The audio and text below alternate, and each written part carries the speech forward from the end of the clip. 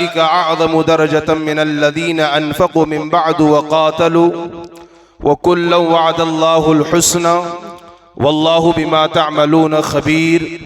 वक़ाल अल्लाहु तबारक व तआला फ़ी मक़ामिन आख़र रदियल्लाहु अन्हुम व रदू अन्हु ज़ालिका लिमन ख़शिया रब्बह।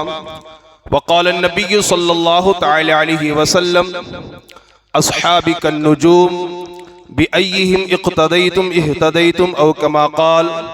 वक़ाल नबी सल्लल्लाहु अलैहि वसल्लम फ़ी मक़ामिन आख़र इन्नमा मसलु अहली बैती फ़ीकुम कमसलि सफ़ीनति नूहिन फ़मन रकिबहा नजा वमन तख़ल्लफ़ अन्हा हलक औ कमा क़ाल। सदक़ल्लाहु मौलानल अज़ीम व सदक़ रसूलुहुन नबियुल अमीनुल मतीनुल मुबीनुल मुईनुल मुख्तारुल करीम व नहनु अला ज़ालिका लमिनश शाहिदीन वश्शाकिरीन वल्हम्दुलिल्लाहि रब्बिल आलमीन। हज़रात गिरामी, आइए कुछ मारूज़ात पेश करने से कबल हम और आप मिलकर इंतहाई अदब व एहतराम के साथ अपनी और सारी कायनात के मरकज़े अक़ीदत आक़ाए दो जहां हुज़ूर रहमत आलम सरवरे कायनात जनाब मुहम्मदुर रसूलुल्लाह रूही फ़िदाहो सल्लल्लाहु तआला अलैहि वसल्लम की बारगाह पुर अनवार में अपने क़ुलूब व अज़हान को मुनव्वर व मुजल्ला व मुसफ़्फ़ा व मुज़क्का करने के लिए, अपने सीने को मोहब्बत रसूल का मदीना बनाने के लिए, ग़ुलामी मुस्तफ़ा का सुबूत देते हुए मदीने की तरफ लो लगाकर गुंबदे खज़रा को निगाहों में समाकर बारगाह रसूल में झूम झूम कर हदिये दुरूद पेश करें। पढ़े बावाज़े बुलंद अल्लाहुम्मा सल्लि अला सय्यिदिना व अला आलि सय्यिदिना व नबिय्यिना मौलाना मुहम्मदिन मअदिनिल जूदि वल करम व आलिहिल किराम इब्निहिल करीम व बारिक वसल्लिम। रसूल और आले रसूल पर एक मरतबा और बावाज़े बुलंद पढ़ लें अल्लाहुम्मा सल्लि अला सय्यिदिना व अला आलि सय्यिदिना व नबिय्यिना मौलाना मुहम्मदिन मअदिनिल जूदि वल करम व आलिहिल किराम इब्निहिल करीम व बारिक वसल्लिम। मामूल और दस्तूर के मुताबिक मैं सबसे पहले अल्लाह रब्बुल आलमीन खुदाए वहदहु ला शरीक की बारगाह में दुआ गो हूँ कि रब्बे क़दीर जल्ल जलालहू अपने प्यारे हबीब दानाए ग़ुयूब साहिब लौलाक सल्लल्लाहु अलैहि वसल्लम के नालन पाक के सदक़े मुझे हक़ और सच बात कहने और आप तमामी हज़रात को हक़ और सच बात सुनकर उस पर अमल करने और उसे आम करने की तौफ़ीक़ अता फ़रमाए।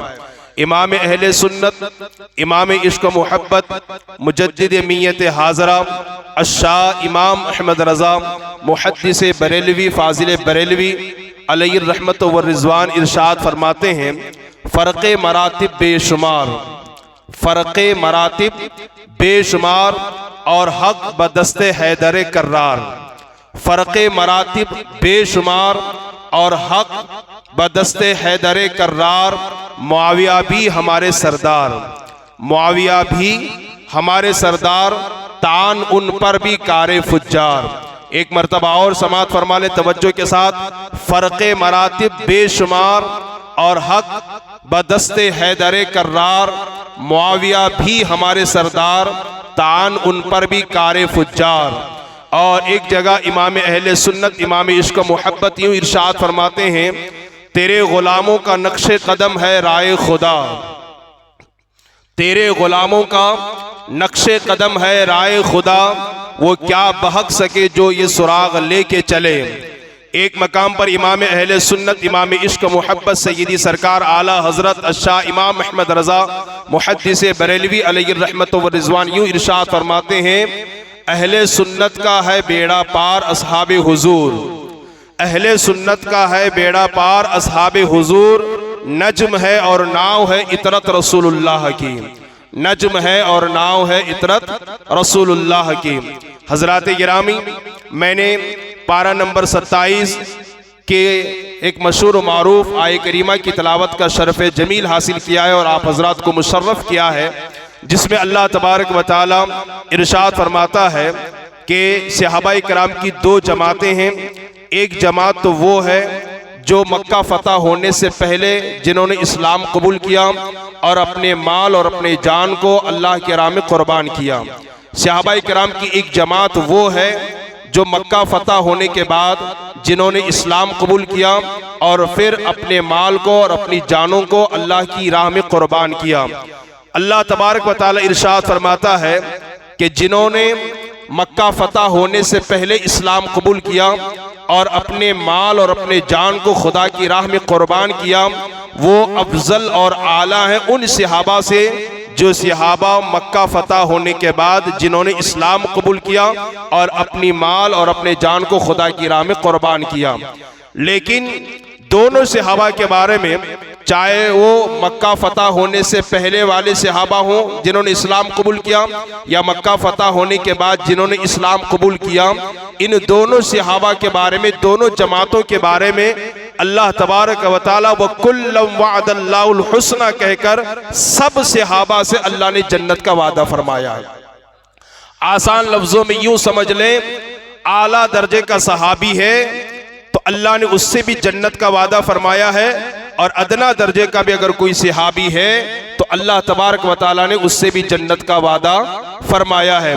मिसाल के तौर पर एक तरफ हजरत अली मुर्तज़ा हैं और दूसरी तरफ हजरत अमीर मुआविया हैं। हजरत अली मुर्तज़ा मकाम और मर्तबे में, रुतबे में हजरत अमीर मुआविया से बहुत बुलंद व बाला हैं, जिसके मुतालिक आला हजरत करते हैं, कहते हैं फ़र्क़ मरातिब बेशुमार, यानी मरातिब में, दर्जात में, मकामात में बेशुमार फ़र्क है।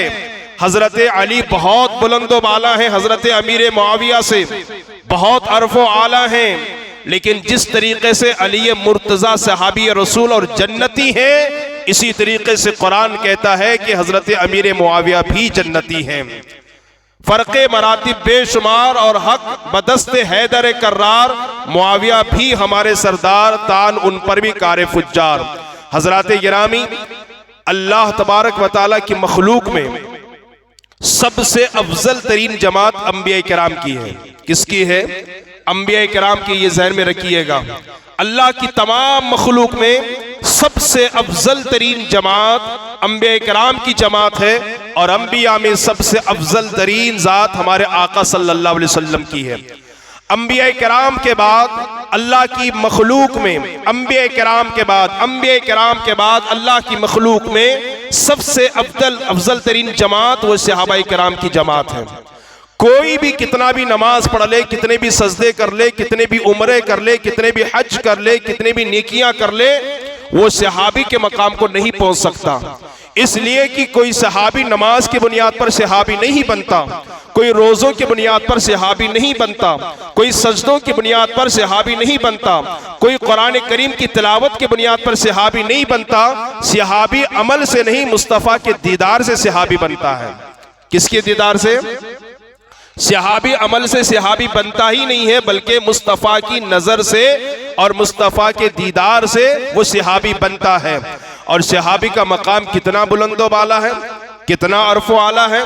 सुनिए हदीस पाक में मेरे नबी ने क्या फरमाया, अगर हम तुम जैसा आम आदमी, हम तुम जैसा आम आदमी ओहद पहाड़ के बराबर अल्लाह की राह में सोना सदका करें। ये ओहद पहाड़ कहाँ है?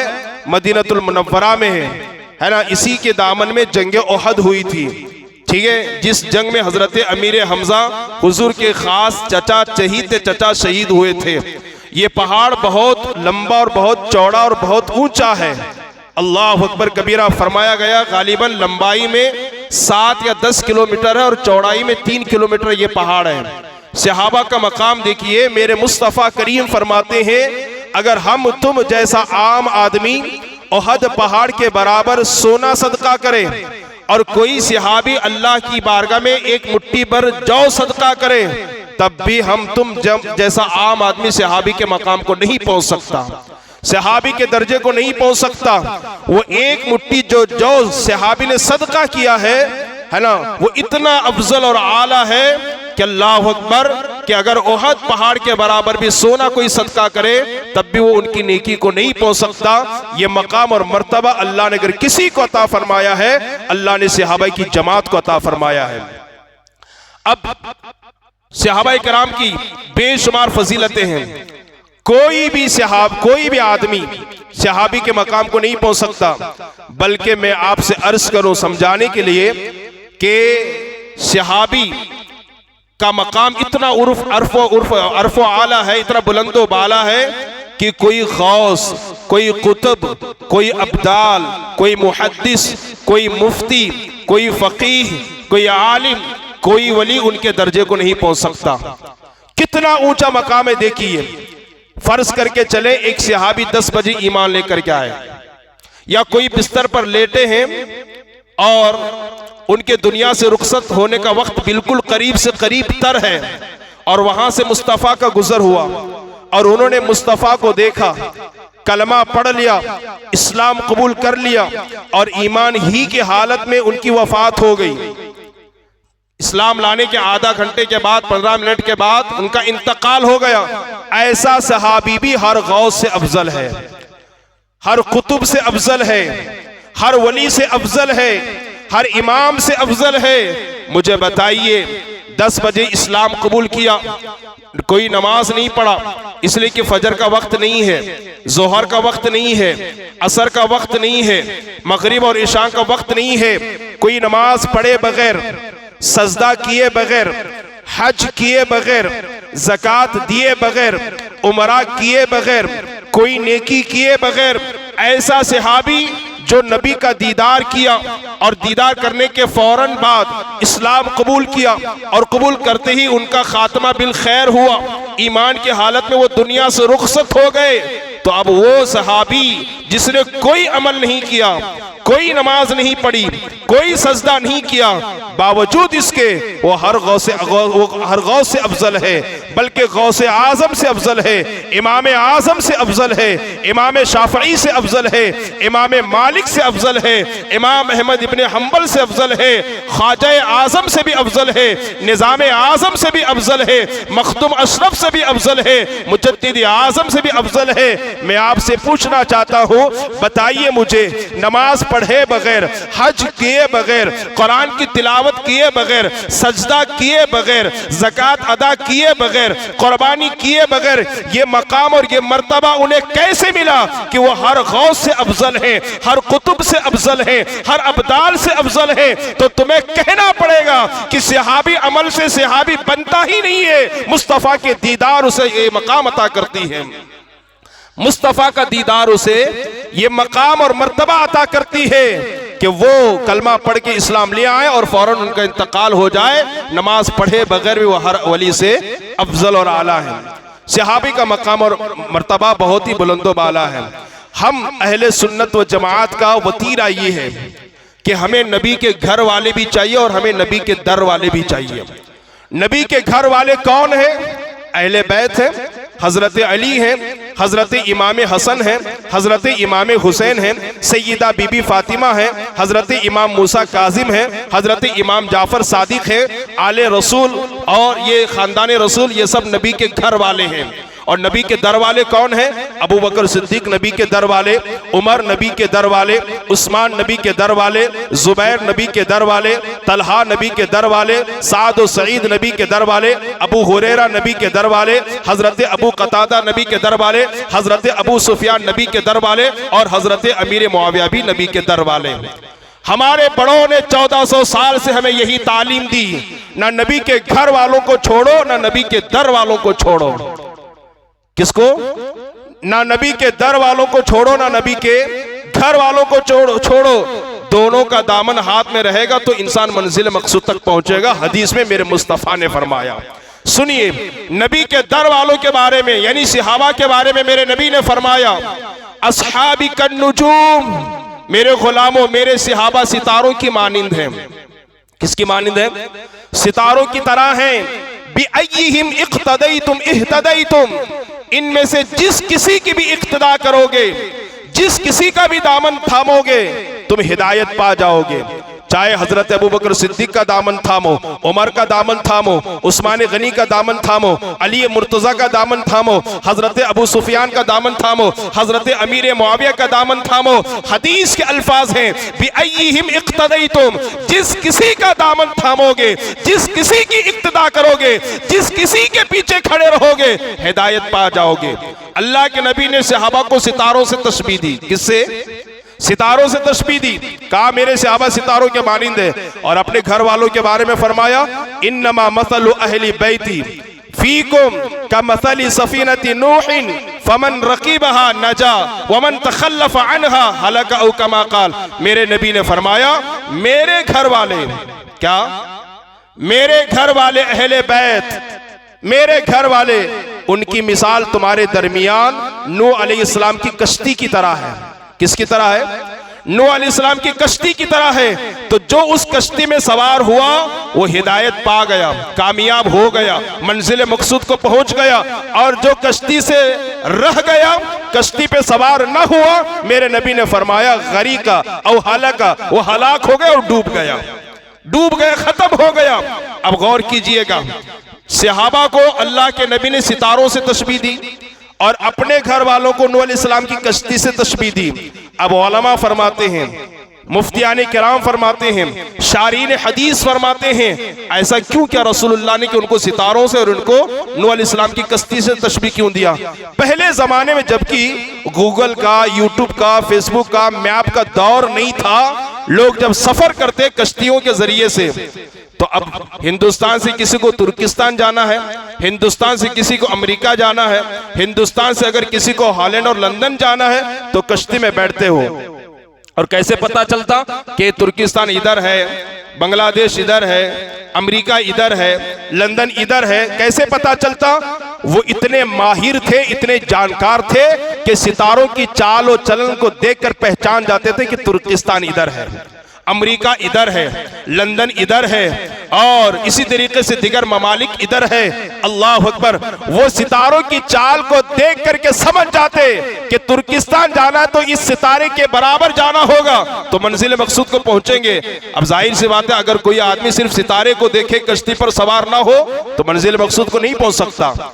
और अगर कोई कश्ती पर सवार हो जाए और सितारों को ना देखे तो तुर्किस्तान पहुंचने की बजाय वो तो कब्रिस्तान पहुंच जाएगा, मंजिल मकसूद नहीं पहुंच पाएगा।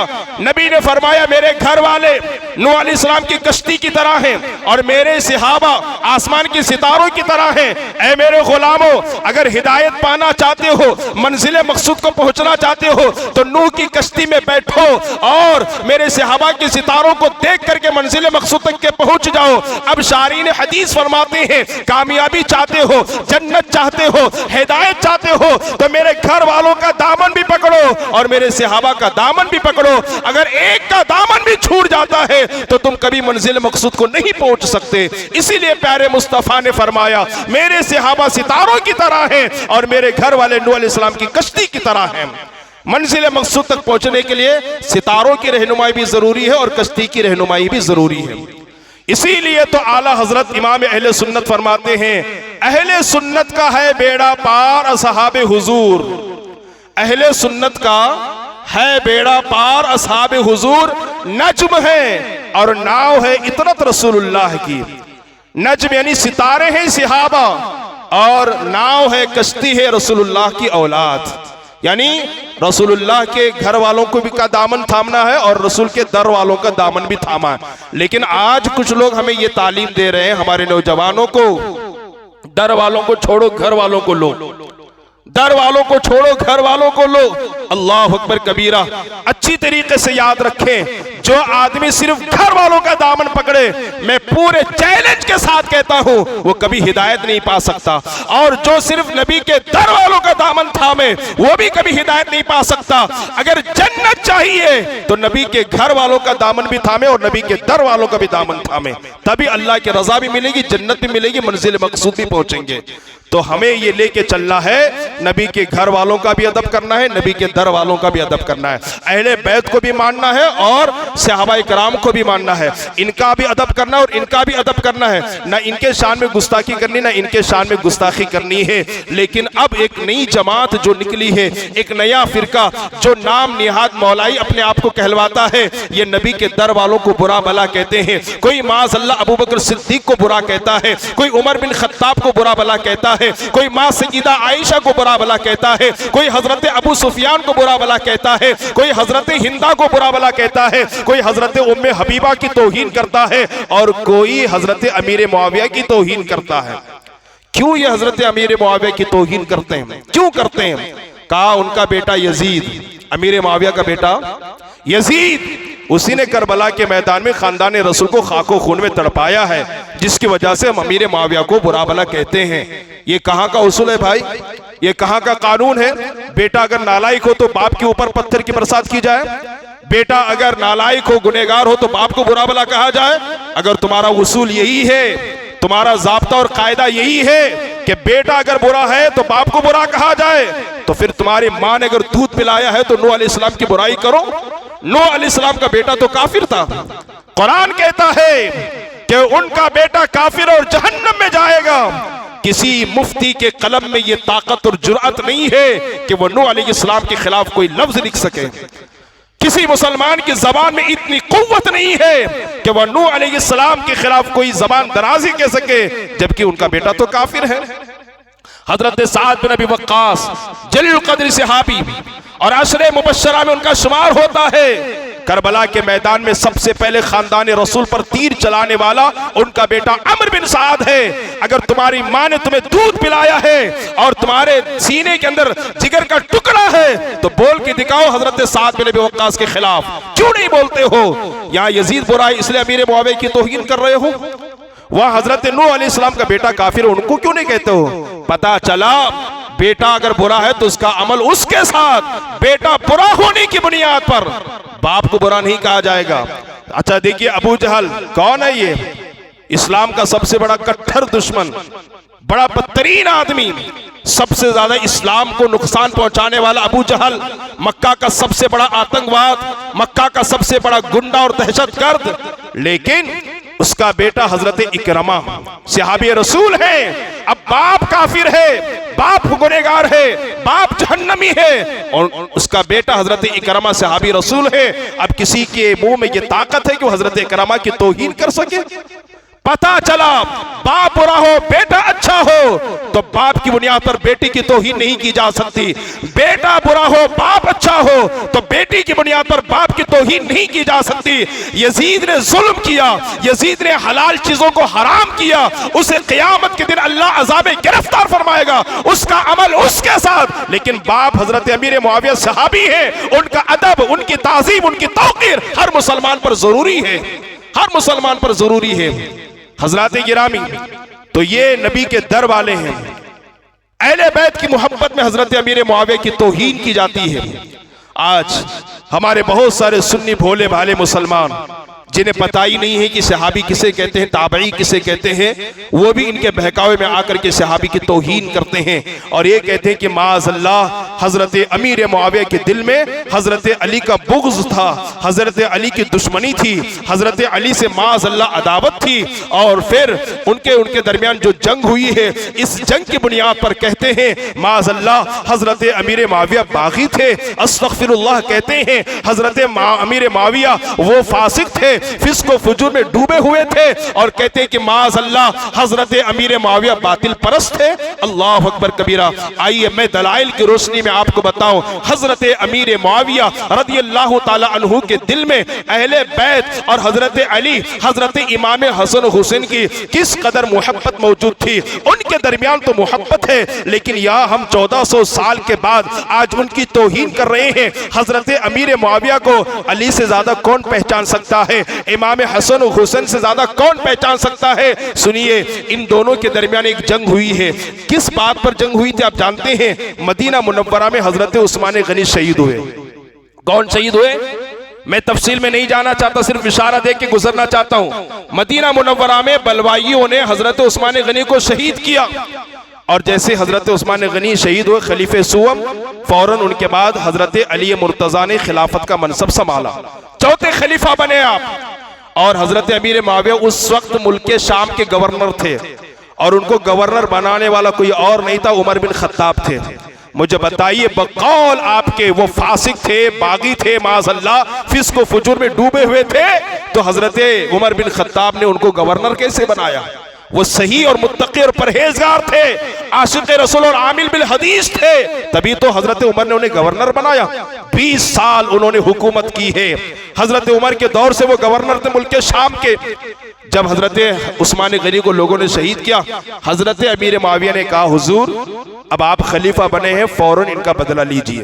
तवज्जो सुनिएगा, हजरत अमीर मुआविया ने हजरत अली से क्या कहा? जिन लोगों ने हजरत उस्मान को शहीद किया है उन्हें खत्म कर दीजिए, उनसे बदला लीजिए। वो ताजील कर रहे थे, जल्दी बदला लीजिए। ये हजरत अमीर मुआविया बोल रहे थे।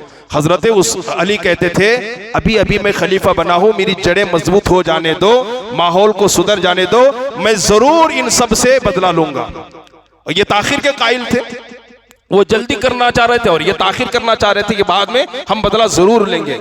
इसी बात पर बीच के कुछ मुनाफिकों ने ऐसी गलत फहमियां पैदा कर दी कि अल्लाह अकबर के एक जंग हुई हजरत अली और हजरत अमीर मुआविया के दरमियान। इनका भी लश्कर है और इनका भी लश्कर है, इन दोनों के दरमियान जंग हुई और इसी जंग को जंग सिफ़ीन कहते हैं। क्या कहते हैं? जंग सिफ़ीन कहते हैं। किस बात पर जंग हुई मैंने आपको बता दिया। वो जल्दी चाह रहे थे और ये ताखिर करना चाह रहे थे। इसी बात को लेकर कुछ मिसअंडरस्टैंडिंग हो गई, कुछ गलत फहमियां हो गई, जिसकी बुनियाद पर उनका लश्कर और इनका लश्कर आमने सामने हुआ। उस जंगे सिफ़ीन में एक तरफ हजरत अमीर मुआविया है, उनका लश्कर है।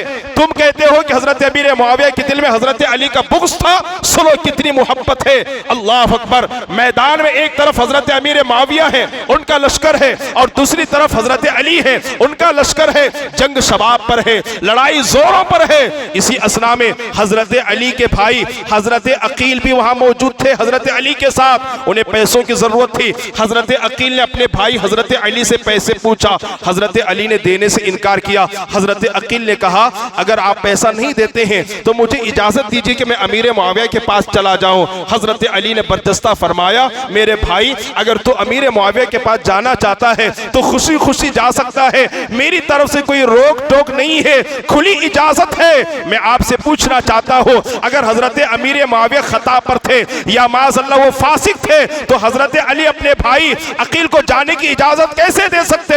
अल मुख्तसर हजरत अली से इजाजत लेकर हजरत अकील हजरत अमीर मुआविया के पास गए और जैसे हजरत अमीर मुआविया ने देखा कि हजरत अकील हजरत अली के भाई आ रहे हैं, खड़े होकर के इस्तकबाल किया, खड़े होकर के वेलकम किया और अच्छी जगह पर बिठाया। और बिठाने के फौरन बाद 1 लाख दिरहम हजरत अमीर मुआविया ने हजरत अकील को नजराने के तौर पर पेश फरमाया, बतौर हदिया अता फरमाया।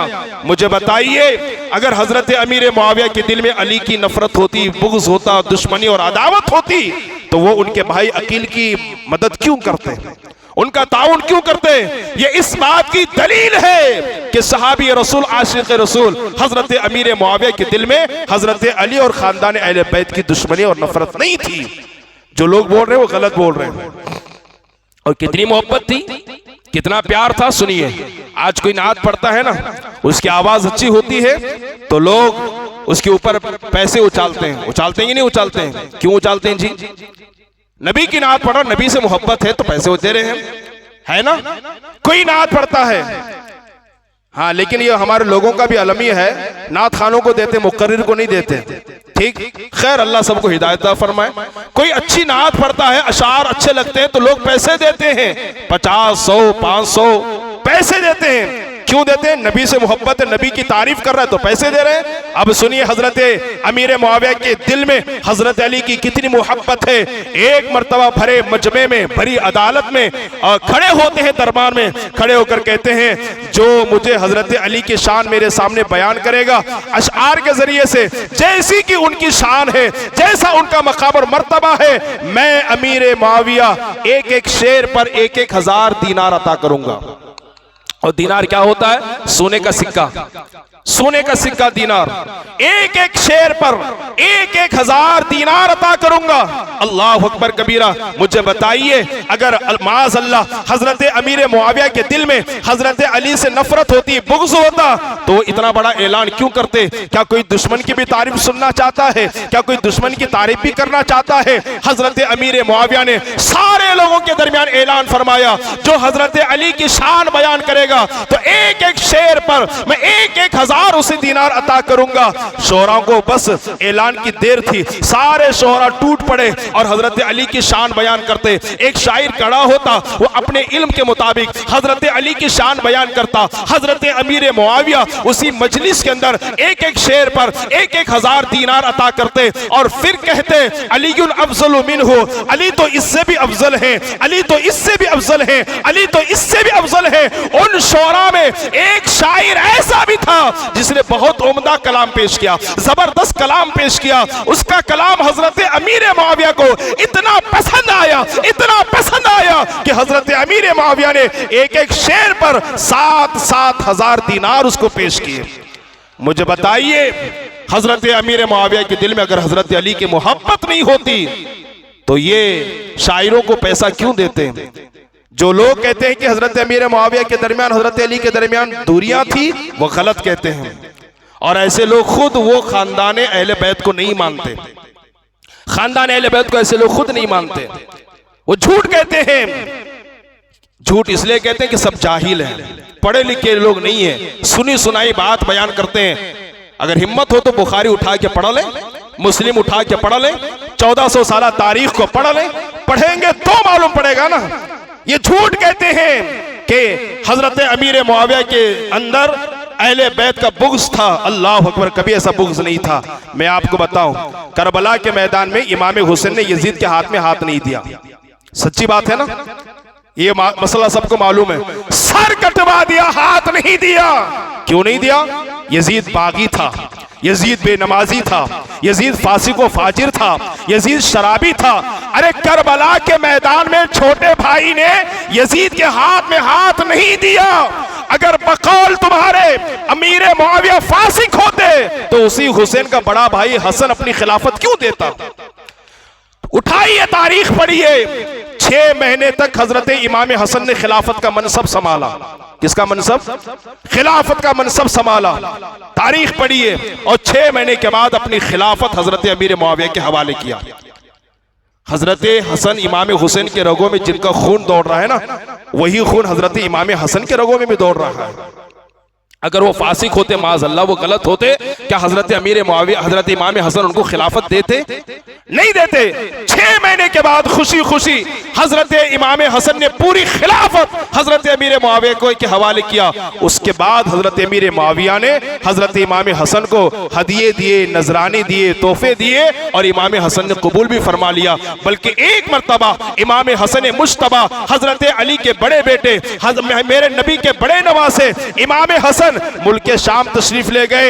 हजरत अमीर मुआविया ने बड़ा जबरदस्त इस्तकबाल किया, वेलकम किया, और अल्लाह करने के बाद जब मकान पर तशरीफ लाए, मैं सीना ठोक कर यह बात कहने को तैयार हूं, हवाला पेश करने को तैयार हूं कि हजरत अमीर मुआविया ने हजरत हसन बिन अली से फरमाया, वो अली के नूरे नजर लखते जिगर, वो फातिमा के नूरे नजर लखते जिगर इमाम हसन मुश्तबा, आज मैं आपको इतना बड़ा इनाम दूंगा, इतना बड़ा इनाम दूंगा कि इससे पहले ना मैंने किसी को दिया है और ना इसके बाद में कभी किसी को अता करूंगा।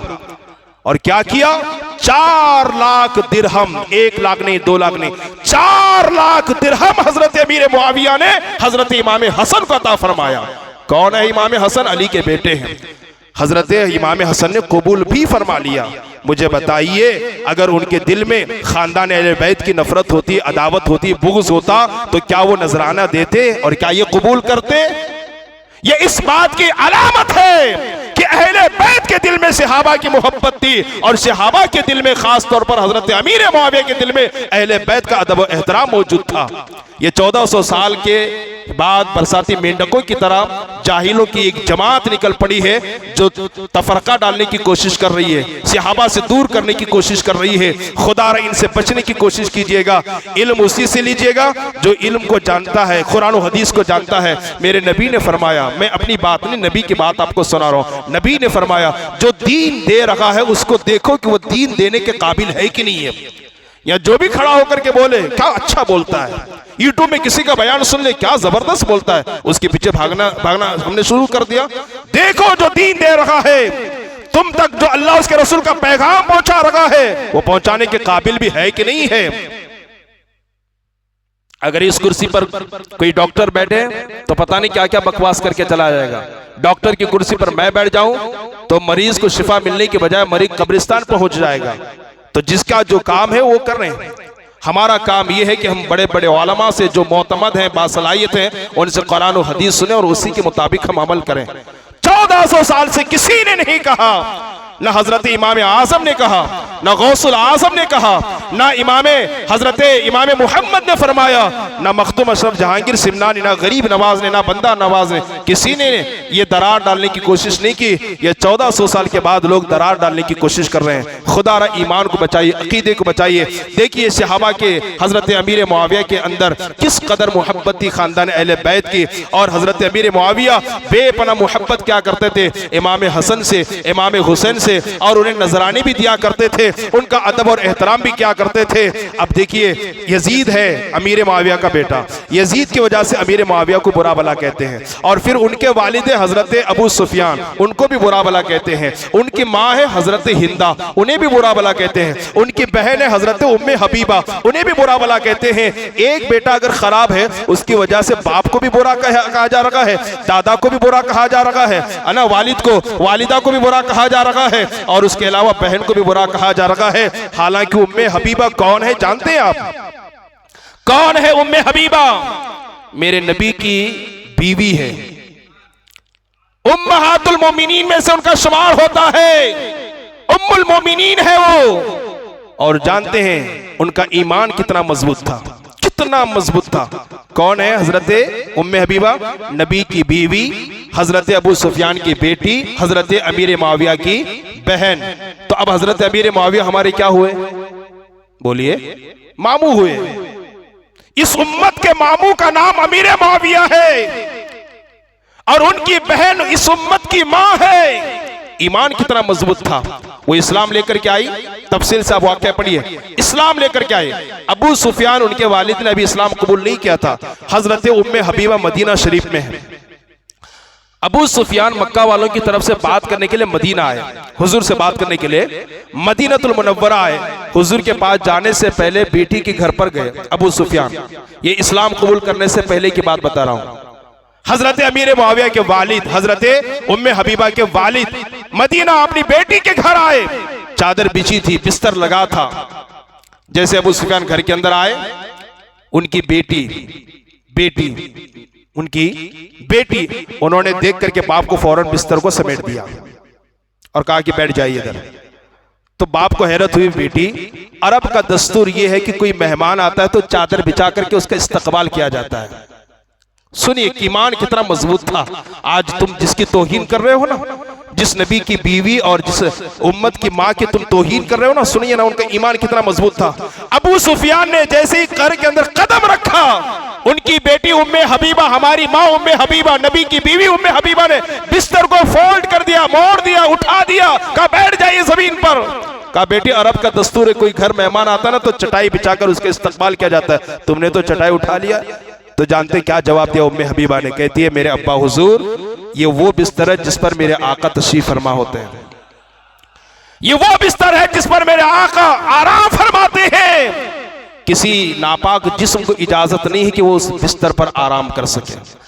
आपने इस्लाम कबूल नहीं किया है, मैं नहीं चाहती कि आपका नापाक जिस्म मेरे हुजूर के बिस्तर पर आकर के लगे, इसलिए मैंने उठाया है, जमीन पर बैठ जाइए। अल्लाह अकबर कबीरा। किस कदर ईमान मजबूत था, किस कदर नबी की मोहब्बत उनके दिल में रची बसी थी कि अपने बिस्तर पर, नबी के बिस्तर पर वालिद को बिठाना उन्होंने गवारा नहीं किया। ऐसे नबी की बीवी और इस उम्मत की माँ की हम तौहीन करते हैं। कितने अफसोस की बात है, कितने ताज्जुब की बात है। आज हम छोड़ना नहीं चाहते। किसी से बोलो कि भाई गुस्ताख रसूल दूरिया इख्तियार करो, नहीं मौलाना कैसे छोड़ सकते, वो तो मेरा दामाद है। नहीं मौलाना कैसे छोड़ सकते, वो तो मेरा बेटा है। मौलाना कैसे छोड़ सकते, वो तो मेरा मामा है, वो तो मेरा चचेरा भाई है, कैसे छोड़ सकते हैं। एक जुमला लेकर के जाइए, दुनिया का कोई रिश्ता अल्लाह उसके रसूल के रिश्ते से बढ़ करके है ही नहीं है। हम मुसलमानों के लिए सबसे बड़ा रिश्ता अल्लाह और उसके रसूल का रिश्ता है, और अल्लाह उसके रसूल के रिश्ते पर तमाम रिश्ते कुर्बान हैं। और ये सहाबा ने करके बताया। हुजूर के मुकाबले में अगर बाप आया तो सहाबा ने बाप को छोड़ दिया है। हुजूर के मुकाबले में अगर माँ आई है तो माँ को भी छोड़ दिया है। हुजूर के मुकाबले में अगर बेटा आया है तो बेटे को भी छोड़ दिया है। जानते हैं कि जंग में हजरत अबू बकर सिद्दीक के बेटे इस्लाम नहीं लाए, वो कुफ्फार की तरफ से आए थे, और हजरत अबू बकर सिद्दीक मुसलमानों की तरफ से गए थे। कुछ दिनों के बाद वो भी इस्लाम लेकर के आए, दस्तरखान पर बैठे हैं। उनके बेटे अब्दुल रहमान ने कहा, अब्बा हुजूर एक जंग हुई थी, मैं कुफ्फार की तरफ से आया था, मुसलमानों की तरफ से आए थे, हुजूर की तरफ से, और मैं अबू जहल की तरफ से आया था, लेकिन अब्बा हुजूर लड़ते लड़ते आपकी तलवार टूट गई और आप मेरी तलवार के नीचे आ गए, मैंने बाप समझ करके आपको छोड़ दिया। जो लुकमा लेके जा रहे थे ना, हजरत अबू बकर सिद्दीक नीचे रखते हैं, कहते हैं बेटे तूने मुझे अपना बाप समझ करके छोड़ दिया, रब्बे काबा की कसम, अल्लाह की इज्जत और जलाल की कसम, अगर तेरी तलवार टूटी होती और तू मेरी तलवार के नीचे आता तो मैं बेटा समझकर छोड़ता नहीं था, नबी का गद्दार कह के तेरी गर्दन मार देता। ये सहाबा ने करके दिखाया है। या दामाद को छोड़ने तैयार नहीं, बेटे को छोड़ने तैयार नहीं, और फिर जन्नत में जाने का बड़ा दावा है जी, इतना बड़ा दावा किसी के पास नहीं है। वो ये सब करके भी थर थर कांपते थे कि जन्नत मिलेगी कि ना मिलेगी, अल्लाह की खुशनुदी मिलेगी कि ना मिलेगी। तुम्हारा बेटा अगर तुम्हारे दुश्मन के साथ बैठे तो तुम्हें तकलीफ होगी कि नहीं होगी। नबी के दुश्मनों के साथ इत्तिहाद करना, नबी के दुश्मनों के साथ उठना बैठना, अगर मैं मना करता तो आप बोल सकते मौलाना तुम तोड़ने की क्यों बात करते हो, जोड़ने की बात करो। खुद नबी ने फरमाया ना इनके साथ उठो, ना बैठो, ना खाओ, ना पियो, बीमार पड़ जाए तो इयादत को मत जाओ, मर जाए तो जनाजा मत पढ़ो। ये मैंने करा हुआ, हदीस में नबी ने फरमाया। बीमार की इयादत करना कितना बड़ा सवाब है। अल्लाह क़यामत के दिन पूछेगा बंदे से, बंदे मैं बीमार था मिलने क्यों नहीं आया। बंदा कहेगा ए बेनियाज खुदा, तू तो कादिर मुतलक है, तू कैसे बीमार हो सकता है, तू तो खालिक अर्द व समा है, तू बीमार कैसे हो सकता है। रब फरमाएगा मेरा फला बंदा बीमार था, अगर उसके पास जाता तो तू मुझे पा लेता, मुझे पा लेता। बीमार की इयादत करना, बीमार के पास जाना, पूछना बहुत बड़ी नेकी है, सवाब का काम है। लेकिन प्यारे मुस्तफा कहते हैं कि ये लोग बीमार पड़ जाएं तो क्या करो, इयादत मत करो, मर जाएं तो जनाजा मत पढ़ो, इनके यहाँ रिश्ता ना करो, इनसे दूर रहो, कहीं ये तुम्हें गुमराह ना कर दें। ये खुद नबी ने फरमाया, लेकिन छोड़ने को हम लोग तैयार नहीं है। सहाबा ने छोड़ के बताया।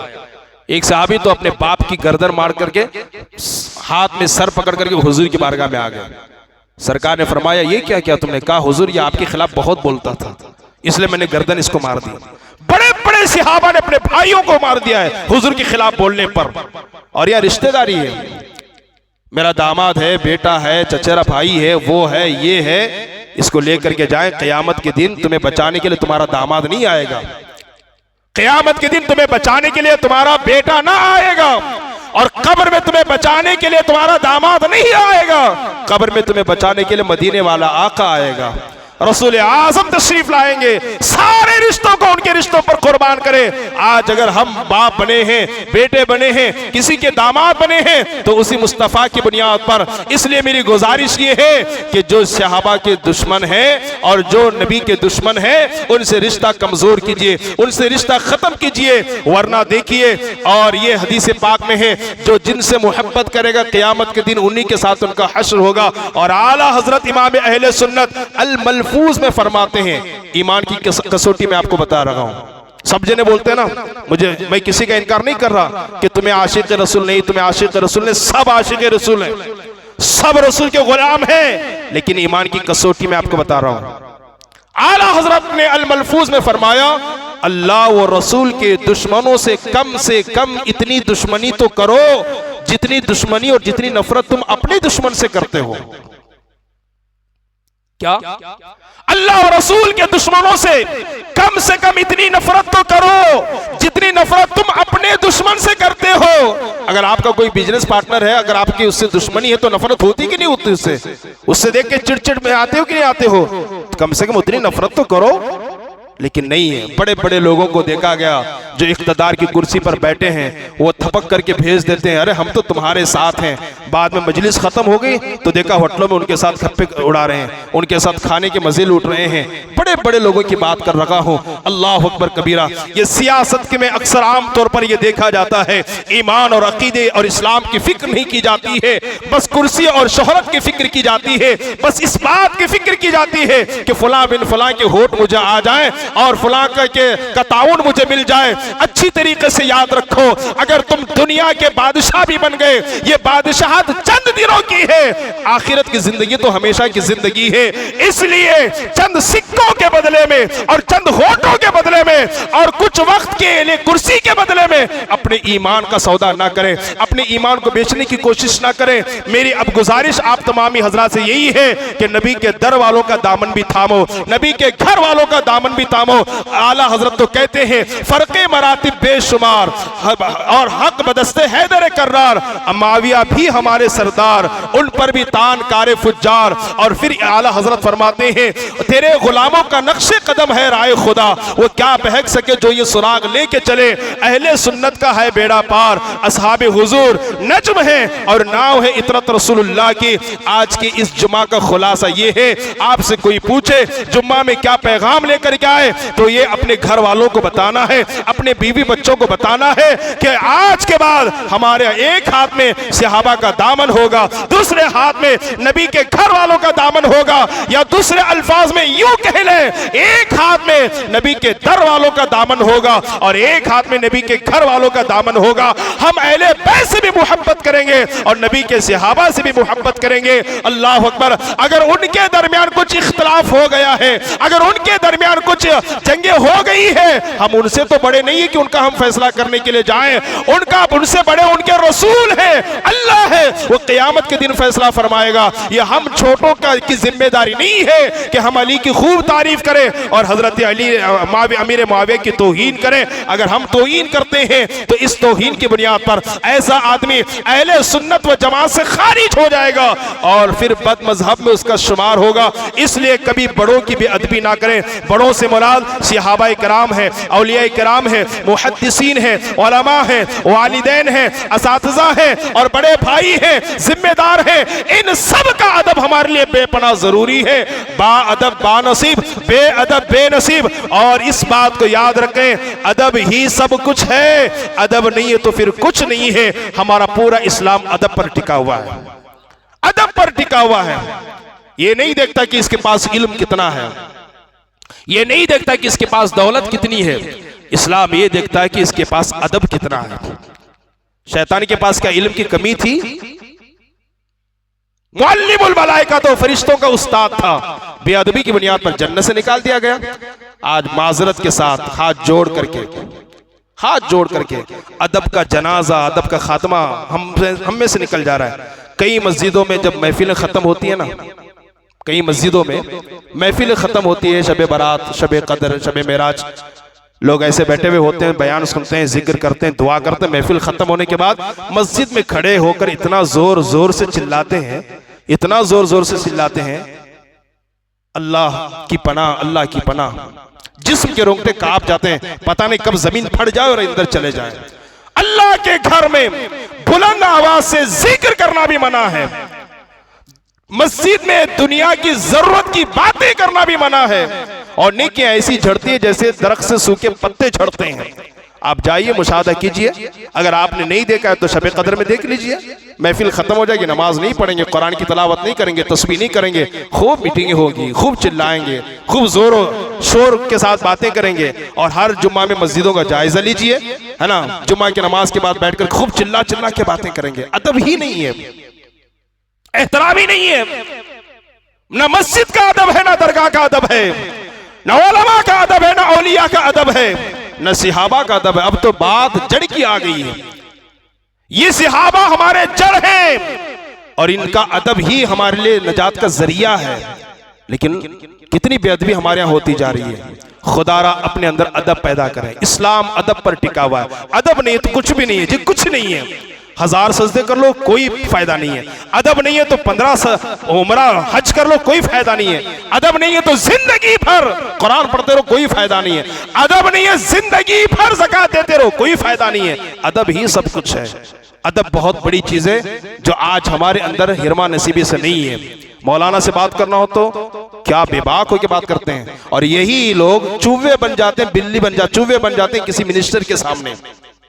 मिनिस्टर का अदब जरूरी नहीं है, वो तो फासिक मौलिन होता है और फासिक मौलिन की तौहीन वाजिब होती है, लेकिन आलिम दीन की ताज़ीम वाजिब है। लेकिन लोग हमारे सुन्नी मुसलमान कलमा पढ़ने वाले ये उर्स और 12वीं और 11वीं और छठी करने वाले चूहा बन जाते हैं किसी पुलिस और मिनिस्टर के सामने, किसी एमएलए के सामने, और मौलाना के सामने दादा बन जाते हैं। हैरत होती है। आखिरत को बेच रहे हैं ऐसे लोग, बर्बाद कर रहे हैं अपनी कब्र को, आखिरत को बर्बाद कर रहे हैं ऐसे लोग, अल्लाह उसके रसूल को नाराज कर रहे हैं ऐसे लोग। अरे रसूल का नाइब किसी एमएलए को नहीं कहा गया है, रसूल का नाइब मस्जिद के किसी मुतवल्ली और सेक्रेटरी को नहीं कहा गया है, रसूल का नाइब किसी वकील और डॉक्टर को नहीं कहा गया है। रब्बे काबा की कसम, रसूल का नाइब अगर किसी को कहा गया तो उलमाए रब्बानीन को कहा गया है। रसूलुल्लाह के नाइब है ये, उनके सामने चीखना चिल्लाना भी गुस्ताखी और तौहीन है। तौहीन है। खुदा रा अदब पैदा करें अपने अंदर, उलमा का अदब, मस्जिद का अदब, दरगाह का अदब, मदरसे का अदब, किताबुल्लाह का अदब, वालिदैन का अदब, असातिज़ा का अदब, पीर का अदब, सहाबा का अदब, औलिया सब का अदब पैदा करें। रसूल और रसूल की बारगाह का अदब, अल्लाह और उसके अल्लाह की बारगाह का अदब पैदा करें। आपने ऐसा किया, गुलाम रब्बानी पूरे चैलेंज के साथ कहता है दुनिया भी कामयाब बनेगी और आखिरत भी कामयाब होगी। और कुछ अमीर लोग ये सोचते हैं मैं अगर किसी मौलवी साहब की इज्जत करूंगा तो मेरा रोब खत्म हो जाएगा। हाँ, कुछ जमात वाले ये सोचते हैं मैं मौलाना से झुक को बात किया तो रोब खत्म हो जाएगा। कसम रब्बे काबा की, झुककर बात करने से रोब खत्म नहीं होता, रोब बढ़ जाता है। मैं आपको हवाला देने के लिए तैयार हूं। हारून रशीद कितना बड़ा बादशाह था, भरे मजमे में अदालत में कोई आलिम दीन आता, उठ करके खड़ा हो जाता और अदब से हाथ बांध करके खड़ा होता। एक मर्तबा उसके वजीर ने कहा हुजूर आप छोटे छोटे उलमा के लिए खड़े होते हैं, आप तो इतने बड़े बादशाह हैं, खड़े होने की वजह से आपका रोब खत्म होता है, कम हो जाएगा। तो हजरत हारून रशीद ने फरमाया अगर उलमा के लिए खड़े होने की बुनियाद पर सल्तनत और कुर्सी जाती है तो इसका जाना ही बेहतर है, इसका जाना ही बेहतर है। लेकिन मैं आपको किताब का हवाला अल मलफूज का दे करके बताता हूं। आला हजरत ने फरमाया कि किताब में लिखा है कि वो आलिम के लिए खड़े होते खूब अदब करते, रोब गया नहीं। अल्लाह ने उनका इतना रोब पैदा फरमाया था कि ईसाई बादशाह उनका नाम सुन करके थर थर कांपते थे, थर थर कांपते थे। रोब खत्म नहीं होता, किसी अच्छे इंसान का अदब करने से रोब खत्म नहीं होता। आप करके देखिए ना अदब, करके देखिए अदब। अदब करेंगे तो अल्लाह तबारक व तआला आपका रोब लोगों में पैदा फरमाएगा। अदब का जनाजा निकलता जा रहा है, खुदारा इसको जाने मत दीजिएगा, ईमान की हिफाजत कीजिएगा। किसी बड़े के खिलाफ कभी मत बोलिए, किसी बड़े के खिलाफ। जब हमना वजू का तरीका नहीं मालूम, गुस्ल का तरीका नहीं मालूम, नमाज के फराइज नहीं मालूम, नमाज के शराइत नहीं मालूम, कुरान पढ़ने की ग्रामर समय नहीं मालूम, तो फिर हमें क्या हमारी औकात है कि हम सहाबाए किराम पर उंगली उठाएं, उनके खिलाफ हम बोले। ये बड़े बड़े उलमा का काम है, वो इख्तिलाफ करते हैं, उनको करने दीजिएगा। आज हर कोई इसमें लगा हुआ है, हर कोई इसमें लगा हुआ है। सिगरेट पीते पीते कोई बात करता है, कोई कुछ करता है, कोई कुछ करता है। खुदा रहमत कीजिए, ये आपका काम नहीं, मेरा भी काम नहीं है, ये हमारा काम है ही नहीं। हमारा काम क्या है? वजू के फराइज मालूम करें, गुस्ल के फराइज मालूम करें, नमाज का तरीका मालूम करें, बिजनेस के मसाइल मालूम करें। ये हमारा तरीका है, ये काम हमारा है। जो काम हमारा वो करें, जो काम हमारा नहीं है वो काम में कभी हम पढ़ने की कोशिश ना करें। अल्लाह तबारक व तआला हमें और आपको कहने सुनने ज्यादा अमल की तौफीक अता फरमाए। अल्लाह हमें और आपको सहाबा का, औलिया का, ताबईन का, उलमा का, वालिदैन का, बड़ों का अदब करने की अल्लाह तौफीक अता फरमाए। उनकी मोहब्बत में अल्लाह जीने और उन्हीं की मोहब्बत में दुनिया से रुखसत होने की अल्लाह हमें और आपको तौफीक अता फरमाए। नबी के दर वालों और नबी के घर वालों दोनों को मानने और दोनों का अदब और एहतराम करने की अल्लाह हमें और आपको सबको तौफीक अता फरमाए। व मा अलैना इल्लल बलाग। अस्सलामु अलैकुम व रहमतुल्लाहि तआला व बरकातहू।